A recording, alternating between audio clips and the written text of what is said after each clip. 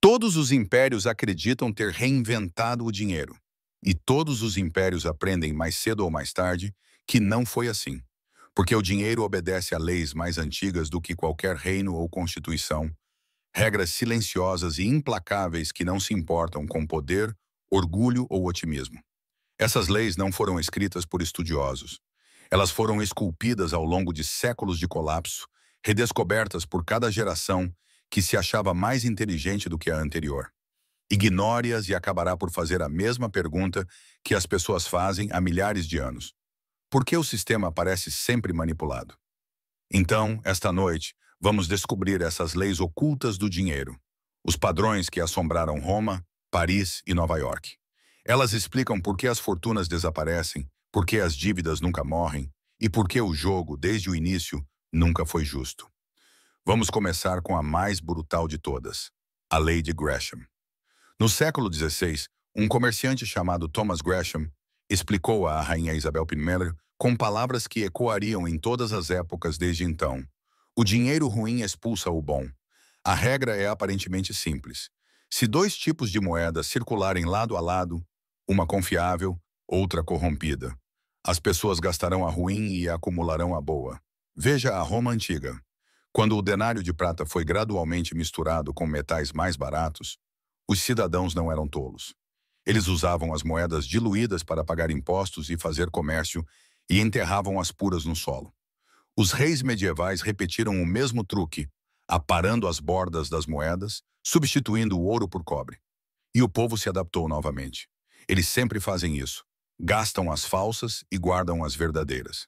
E uma vez que esse hábito se espalha, a confiança no dinheiro começa a apodrecer por dentro. Mas há um lado mais sombrio desse princípio, uma inversão que ocorre quando a própria confiança entra em colapso, a Lei de Thiers.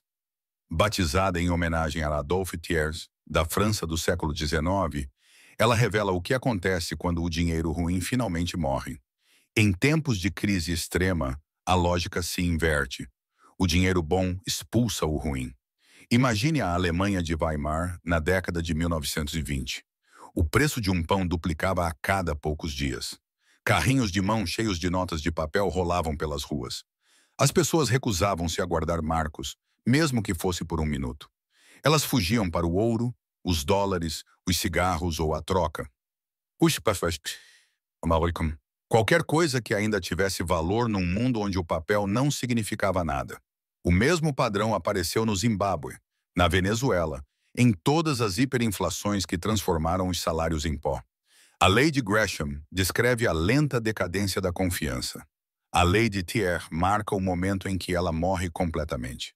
Entre as duas existe uma zona cinzenta, o coração vivo da própria injustiça. É aí que o efeito Cantillon impera.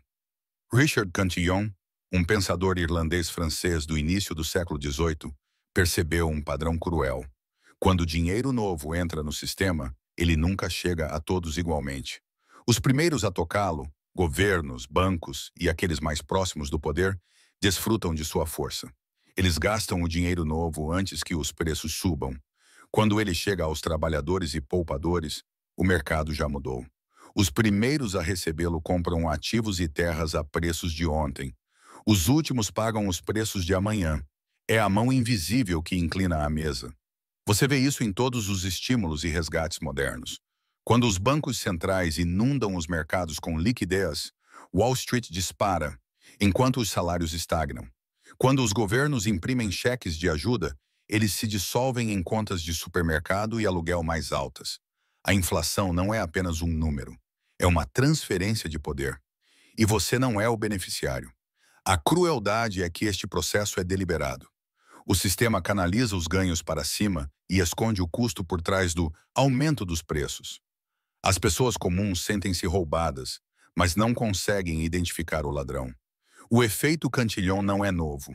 É o truque mais antigo das finanças, funcionando silenciosamente desde que a primeira moeda foi cunhada. Os poderosos não ganham apenas mais. Eles recebem o dinheiro primeiro, sob regras que garantem que todos os outros fiquem para trás. Se a lei de Cantillon explica como o dinheiro novo flui para cima, outra regra explica como os governos garantem que nunca se saia dessa situação: a repressão financeira. Ela começou após a Segunda Guerra Mundial, quando as nações estavam afogadas em dívidas e precisavam de uma maneira de pagá-las sem revoltas ou inadimplência. Elas encontraram uma: prender o público dentro do sistema e deixar que o tempo apague a dívida por si. Os bancos centrais mantiveram as taxas de juro abaixo da inflação.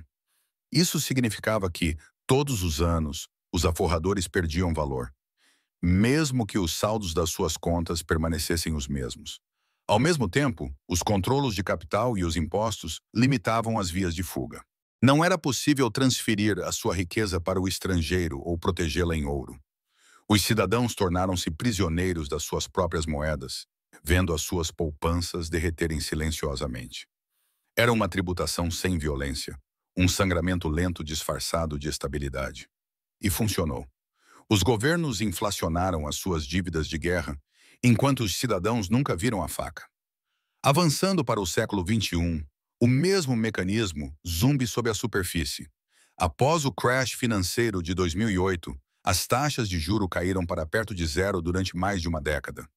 Os aforradores perderam bilhões em poder de compra, enquanto aqueles que possuíam ações e imóveis ficaram mais ricos do que nunca. Depois veio o estímulo pandêmico, a segunda onda de confiscação silenciosa. As pessoas comuns viram os preços dispararem, enquanto as suas poupanças permaneciam estagnadas. Não foi um acidente. Era a face moderna da repressão financeira, silenciosa, matemática e brilhante no seu disfarce. Porque, ao contrário da tributação aberta, esse roubo não deixa impressões digitais. As pessoas não protestam contra ele. Elas apenas acordam a cada ano um pouco mais pobres, perguntando-se por que não conseguem recuperar o atraso. Essas leis não governam apenas a sua carteira. Elas controlam impérios. Porque quando um sistema financeiro se expande muito além das suas raízes, começa a obedecer a uma geometria cruel. O crescimento no centro exige sacrifício nas margens. Esse é o cerne do paradoxo de Triffin, a armadilha da moeda de reserva. Na década de 1960, um economista chamado Robert Triffin alertou o Congresso dos Estados Unidos sobre uma falha oculta no sistema de Bretton Woods. Se o dólar fosse servir como moeda de reserva mundial, os Estados Unidos teriam que inundar o globo com dólares, o suficiente para financiar o comércio e o investimento em todos os lugares. Mas, para fornecer essa liquidez, precisariam ter déficits comerciais ano após ano, enviando o seu dinheiro para o exterior mais rápido do que poderiam ganhá-lo de volta. No curto prazo, esse plano funcionou muito bem. O mundo confiava no dólar. Fábricas na Europa e na Ásia ganharam vida. O comércio global floresceu sob o crédito americano. Mas cada sucesso trazia consigo a sua própria decadência. Quanto mais dólares os Estados Unidos exportavam, mais fraca se tornava sua ligação ao ouro. Quanto mais prometia, menos como ainda mais chama exportar, se pelos conseguia cumprir. A confiança no sistema começou a enfraquecer como uma folha de ouro. O aviso de Triffin tornou-se realidade uma década depois. Em 1971, o presidente Richard Nixon separou completamente o dólar do ouro. A era da moeda fiduciária pura havia começado.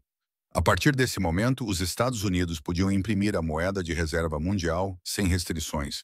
E foi o que fizeram. As fábricas mudaram-se para o exterior, a dívida disparou e o domínio do dólar substituiu a produção como motor do poder americano.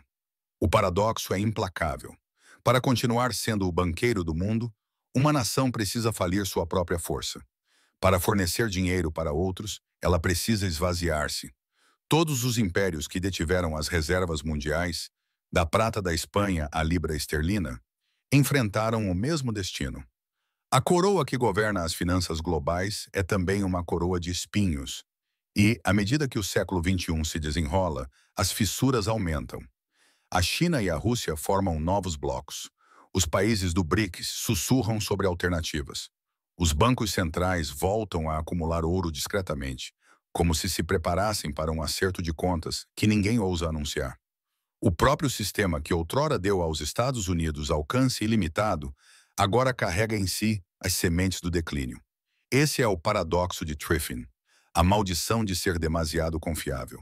Mas mesmo quando as nações reconhecem a armadilha, ainda caem em outra, a lei de Goodhart. Na década de 1970, Charles Goodhart percebeu algo aparentemente pequeno, mas devastador. Quando uma medida se torna uma meta, ela deixa de medir a verdade. Os governos adoram números: 2% de inflação, 5% de desemprego, 3% de crescimento. Parecem precisos, científicos, controláveis. Mas no momento em que os líderes decidem que esses números devem ser alcançados a qualquer custo, o significado por trás deles se dissipa. Veja a meta de inflação. Os bancos centrais prometeram manter os preços estáveis, em torno de 2% ao ano. Para isso, reduziram as taxas de juro, imprimiram liquidez e inflaram os mercados de ativos. No papel, a inflação parecia calma. Na realidade, os custos da habitação, saúde e educação explodiram muito além dos gráficos. As estatísticas diziam ordem, as ruas diziam caos. Ou veja o PIB, o número sagrado da política. Assim que se tornou um símbolo de sucesso, as nações começaram a perseguir o crescimento como viciados. Elas pediram empréstimos, terceirizaram e criaram bolhas apenas para manter a linha em ascensão. O resultado? Uma fantasia de prosperidade construída sobre dívidas vazias e indústrias em extinção. O mapa já não correspondia ao território. A lei de Goodhart expõe o truque. Quando se começa a gerir o resultado, deixa-se de jogar o jogo. E então vem a lei final, aquela da qual nenhum império escapa. A lei dos retornos decrescentes da dívida. Não é filosofia, é aritmética. No início, pedir empréstimos parece mágico. Você contrai dívidas e a economia cresce. Cada dólar de crédito alimenta um dólar de crescimento, às vezes mais. Mas, à medida que a pilha cresce, algo muda. A eficiência diminui. Um novo dólar de dívida compra apenas 50 cêntimos de expansão, depois 25, depois quase nada. O crescimento desacelera, mas a dívida continua a subir. O motor ainda funciona, mas já não avança. Ele apenas superaquece. É aí que estamos agora. Os Estados Unidos devem mais de 30 bilhões de dólares. Cada nova rodada de empréstimos sustenta os mercados, mas produz pouca riqueza real. As fábricas não reabrem. A infraestrutura não cresce. A dívida torna-se autorreferencial, emprestada para pagar os juros do que foi emprestado anteriormente. O padrão é antigo. Os romanos desvalorizaram as suas moedas quando as conquistas deixaram de se pagar por si mesmas. A monarquia francesa contraiu empréstimos até o colapso antes da Revolução de 1789. O Império Britânico ficou sobrecarregado com montanhas de empréstimos após 2 guerras mundiais. E agora, o Império Moderno enfrenta o seu próprio destino aritmético, porque a dívida compra tempo, não salvação. É a pausa entre batidas cardíacas antes de o sistema reiniciar, e a história sempre reinicia. Quando se dá um passo atrás, todas estas regras formam um único padrão: a anatomia da ilusão monetária. O dinheiro ruim circula até envenenar a confiança. Em tempos de crise, as pessoas fogem para qualquer coisa real. O dinheiro novo flui primeiro para cima, e deixando os trabalhadores para trás. Os governos reprimem os poupadores para apagar dívidas que não ousam admitir. As moedas de reserva decaem sob o peso do seu próprio domínio. As métricas distorcem a realidade. E a dívida, no final, devora-se a si mesma. Estas não são teorias. São o coração de cada boom e cada colapso. Explicam por que os salários ficam para trás enquanto os preços sobem, por que a sua hipoteca parece mais pesada mesmo com os mercados atingindo níveis recordes, por que as nações crescem com base na fé e caem com base na aritmética. O dinheiro não é mágico, é gravidade. Acaba por puxar todos os impérios para o mesmo chão. A única diferença é quanto tempo dura a ilusão. E aqui está o sussurro final da história. A verdade que nenhum sistema ousa dizer em voz alta. O jogo nunca foi feito para você ganhar. As pessoas comuns vivem à luz do dia, sob transparência. As elites operam nas sombras, em segredo. Você declara impostos, eles movimentam ativos. Tu guardas dinheiro que se desvaloriza. Elas guardam ativos que se multiplicam. Tu segues as regras, elas as escrevem. Mas, uma vez que compreendas essas leis, uma vez que as vês, o feitiço se quebra. Porque a consciência é a primeira forma de riqueza que nenhum sistema pode confiscar. A história não se repete, mas o dinheiro sempre obedece. E se não aprenderes as suas leis, ele vai ensiná-las a ti, da maneira mais difícil.